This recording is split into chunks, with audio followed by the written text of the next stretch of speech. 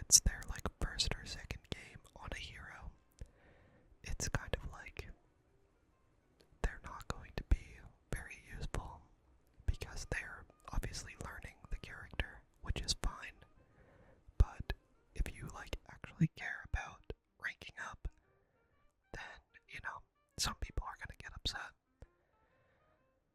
Now, personally, I don't really care about the ranks. I mean, right now you don't really get anything. It does get immortalized in your hideout, but other than that, you don't really you don't get any cosmetics or anything like that. So, I'll definitely be playing, and I'll probably only be playing ranked because the heroes that I already have 15 wins on are the only ones that I really play anyway. So I'll definitely be playing, and I might keep you guys updated on that. I'll definitely make some more Deadlock videos soon. But my overall opinion of the update is that it's actually pretty good, and I like the direction that they're going.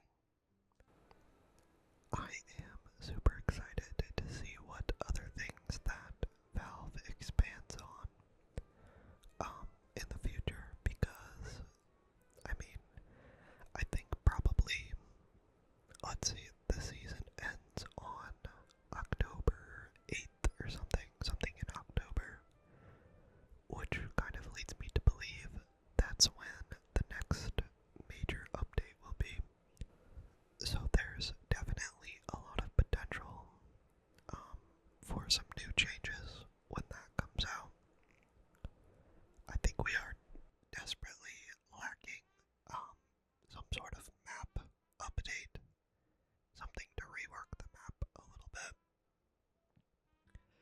Whether it be neutral objectives or like the towers just getting a refresh, especially the walkers. The walkers are like still super bland, but I know that those updates are coming soon, so I just really look forward to that. I just wanted to also show you guys my match history since the update. As you can see, I don't really play anybody besides Apollo and Mina.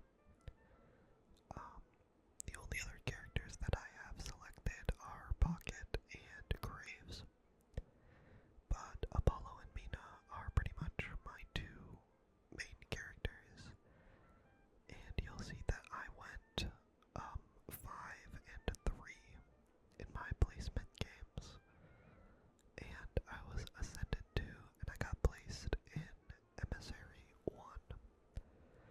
So hopefully that gives you some kind of idea of where you'll be placed once you complete your matches, if you have a similar record to me.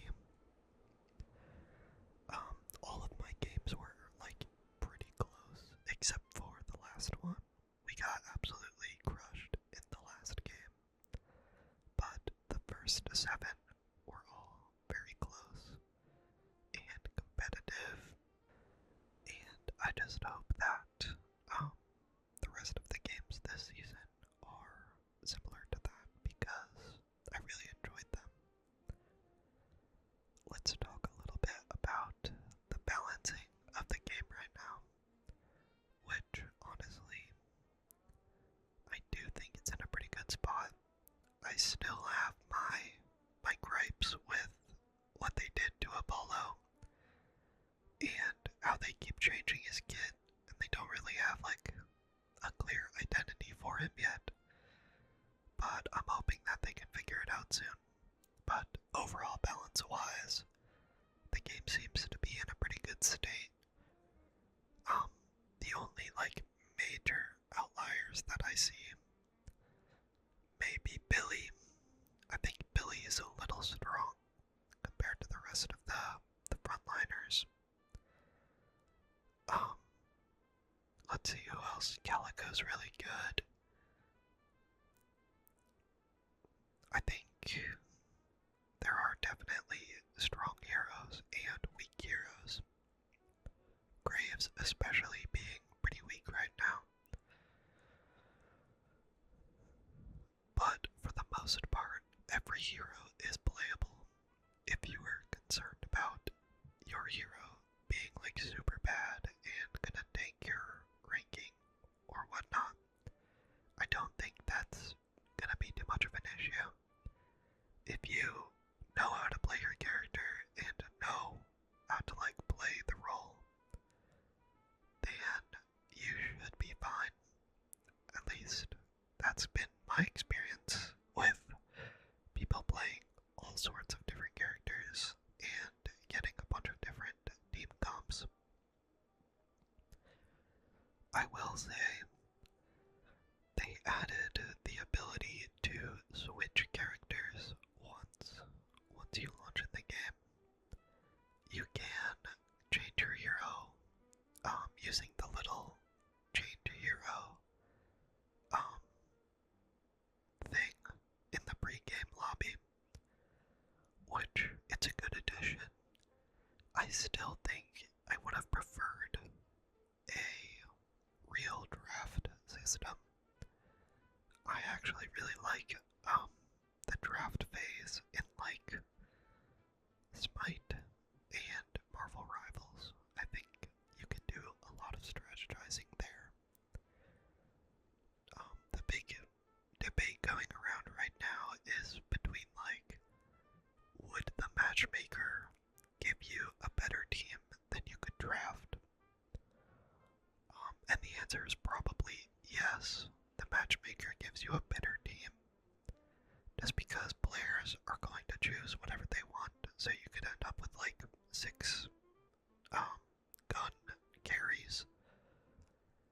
But at the end of the day, like, at least the blame can be placed on the players at that point, and it's not just completely in the game's hand.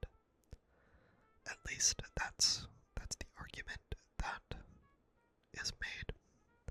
But more so for me, I just like the drafting phase. I like strategizing and, picking who's gonna do what and who's gonna play what role. And I think there can be some like funny moments. Like I said with the 6 gun carries, like in Smite, sometimes that would just like, it would just be a meme. Like it would be like, okay, everybody go a hunter, pick a hunter, and then you would end up with like a funny team comp of like 6 hunters. Obviously you'd never win. Well, in Smite it would be 5 hunters, but obviously you'd probably not win, but it could make for some funny moments. Which is like a big contrast to the normal ranked environment. And I think the argument for that is like, oh, just go play the standard mode, but I don't know, I've never been one for playing the casual modes. I feel like if you're gonna play a MOBA, you should just play ranked because the game is stressful enough, you may as well get something out of it. But yeah, that's my thoughts on like the drafting, changing hero situation. I think it's good for now. I think they'll definitely expand on it later, but let's talk a little bit about how difficult it has been to rank up for some players. So, the way they've gone about this is you gain about 250 points per win, and you lose about the same amount per loss. And it takes 1,000 points per sub rank, and there's 6 sub ranks per major rank. So you can kind of already see how that could be an issue. It takes 4 wins in a row for each sub rank, basically.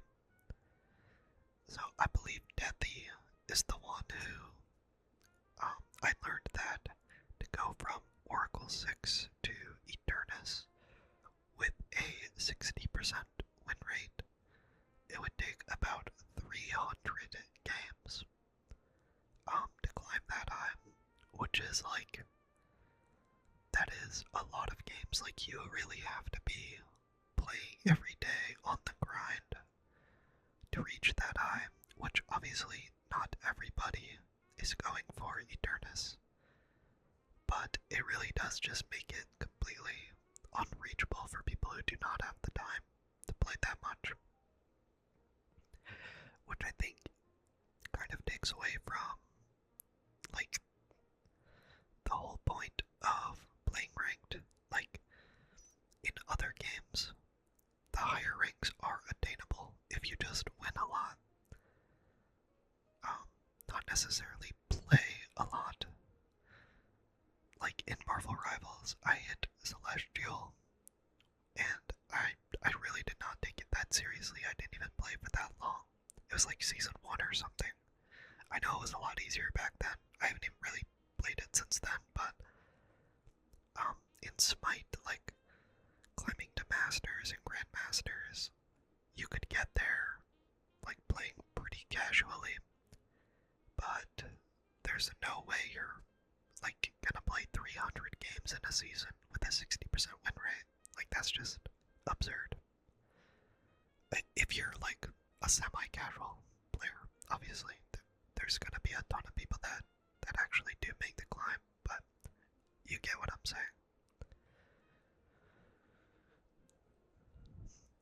Obviously they did just increase the amount of points you get by 20%, so I think that's a step in the right direction.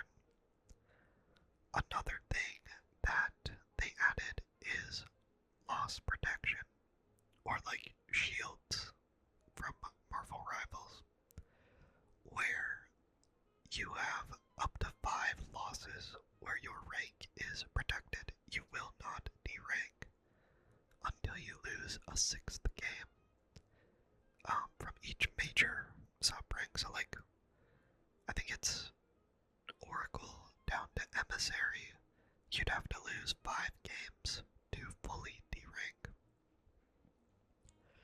I'm not sure what the specifics are for that. Like if you lose a few games and then you win one, does that reset the count back to 5? That wouldn't really make much sense to me, but I don't know how that works specifically. Maybe I'll keep you guys updated on what I learned as I play. But my opinion on loss protection, I mean, for what they went with in this first iteration, I think it does make sense just because of how brutal it is to rank up. Like, could you imagine playing 20 games to rank up, and all of a sudden you go on like an unlucky loss streak and you lose all of that progress? Like, it just feels kind of bad. So with how slow it is to rank up, I think it does make sense to make it kind of difficult to derank. Does it impact match quality? I don't really think so. Like, I think I've been saying this for quite some time now, but I really did not notice a massive difference in like player skill or match quality all the way from like Oracle to Phantom to Ascendant. It's kind of all the same. It's kind of just based on playtime. Like, if you give an Oracle player a bunch of time to play, I think they'll eventually end up in Ascendant without like majorly improving. And like, I would even go so far as to say like Archon is pretty much the same as Phantom and Ascendant lobbies. At least it was when I was playing about a month ago. And like, it's hard for me to say that it's going to be any different now. I would like to be proved different, proved wrong, and maybe like the rankings will, actually be a good mirror of skill level. And like, if I'm an emissary level player, that's great. I'll play against other emissaries and it'll be a good time. But if I like play a bunch and I get up to Phantom and it's the same like people that I've been playing with, same skill level, everything, I don't know. It just doesn't feel right to me. Let me know what you guys think about the new ranks. Do you like them? Are you having fun? Did you place high? Did you place low? I will say the new art for the ranks is really, really cool. I love the raccoon rank. I forget which one it is. It's not emissary. It's not. I'll have to take a look then, but I do really like the art. It really goes to show how much sauce this game has, and I think it's even called like Beta Season 1. So are they openly calling this like the beta? Is this officially the beta now? I guess it must be. I think we're getting closer and closer to a 1.0 release of Deadlock. I think after this next major update, we should be like primed and ready for a release date or something like that. And that's when this game is going to absolutely explode. It's going to be super hype. And you know I'll be here. I'll be covering it.